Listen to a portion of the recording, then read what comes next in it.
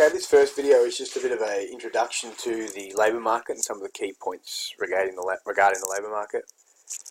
First of all, what's actually meant by the labour market? Basically, the labour market is talking about the interaction of demand and supply for labour.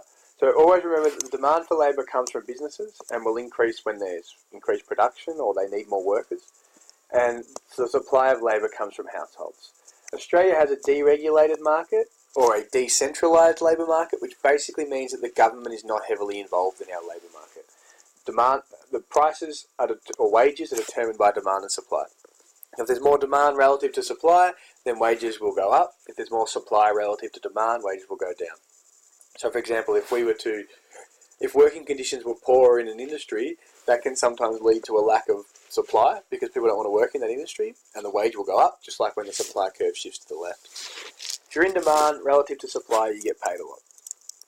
Weak labour markets is when supply exceeds demand for labour, and a strong labour market is when demand exceeds supply. Now, in a strong labour market, there's very low unemployment because there's more demand than supply of labour. In a weak labour market, there's high levels of unemployment because there's lots of people that want work and there's not much demand for them. So indicators of a weak labour market: lots of supply relative to demand, increasing unemployment. This is probably the hardest one: falling job vacancies and reduced advertisements. In a weak labour market, businesses aren't advertising as many jobs, and there's not as many spare jobs because firms don't need workers. So a weak labour market always has falling job vacancies. A strong labour market has increased job vacancies or a high level of advertisements because businesses need workers, businesses have vacancies they need to fill. Other indicators: reduced hours, increased duration of unemployment, so there's more long-term unemployed or people that have been employed for more than 12 months, and more youth unemployment. Youth unemployment is the most common form of unemployment, that's why it's important people stay at school.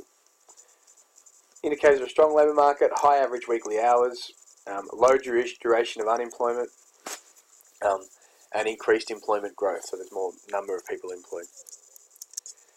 The labour force. What is meant by the labour force? The labour force includes everyone, all those aged over 15 who are either employed, so working more than 1 hour a week, that's all you need to be doing to be employed, and those that are looking for work. To be unemployed, you have to be actively seeking work. So your person sitting on the couch that's got no interest in working is not unemployed. Labour force: employed plus unemployed. For people that aren't in the labour force, we kind of went through this, so I'll go through it pretty quick. School, or people at school or university, regardless of whether they've got a job. If they're at uni full-time, they're not in the labour force. If you work for a charity, so you're a volunteer, and you're not seeking full-time employment, if you are seeking full-time employment, you'd be unemployed. Homemakers, prisoners, anyone that's in the defence force is not in the labour force, and just your average person that's got no interest in working would not be in the labour force. Employed persons: anyone working full-time over 35 hours a week or part-time over 1 hour a week. You're also employed if you're working in a family business for more than 15 hours a week and not getting paid. So if you work for your family and they don't actually pay you a wage, but you do it over 15 hours, you're employed. You've got to be aged over 15. And it also includes people that have a job but are not working due to illness, strike, they're on holidays, or they're on some form of leave. That would not be included. If you're just not working, then you wouldn't be in the labour force, but if you're just on long-term leave or maternity leave, you're still classified as employed. Unemployed persons: you have to be actively seeking work but unable to find it, over 15, and not at school, or you're waiting to resume work after being laid off or stood down without pay. So if you basically have lost your job, even if you're guaranteed future employment, you are still unemployed if you're not working at that point in time, assuming you're not getting a wage. Just quickly, I'll just go through this really quick. Working for pay, either full-time or part-time, over 15 hours in a family business. People that work for themselves are always employed, even if their business is making a loss. You're not working because of illness, strike, family reasons, holidays, etc.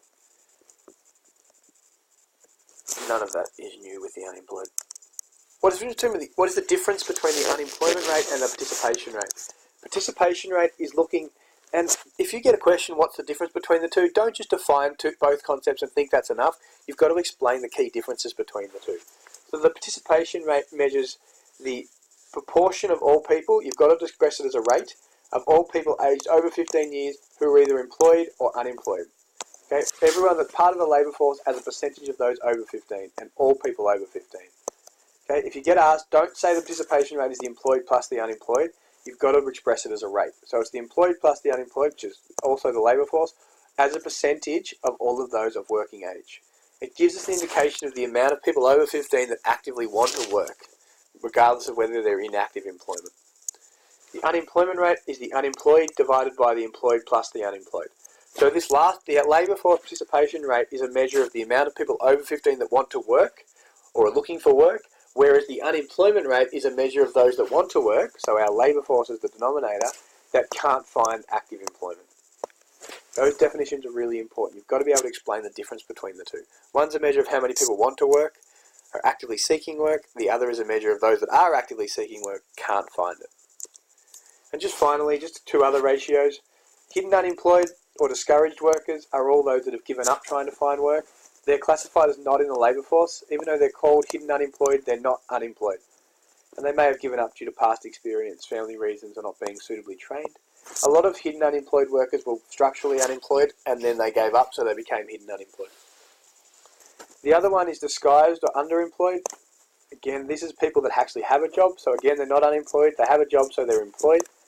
But they're not working to their capacity. They would like to work more hours, and therefore they are being used inefficiently. It also includes people that have been trained in other professions but are working other jobs. So, for example, if I'm trained as a doctor or an accountant, but I'm still working at Macca's because I can't find a job, then I would also be classified as disguised or underemployed. Really important, neither of these are actually classified in the unemployed figures. They are both examples. Well, this one's an example of being not in the labour force, and this is an example of employed person. Neither of them are actually unemployed. That's all.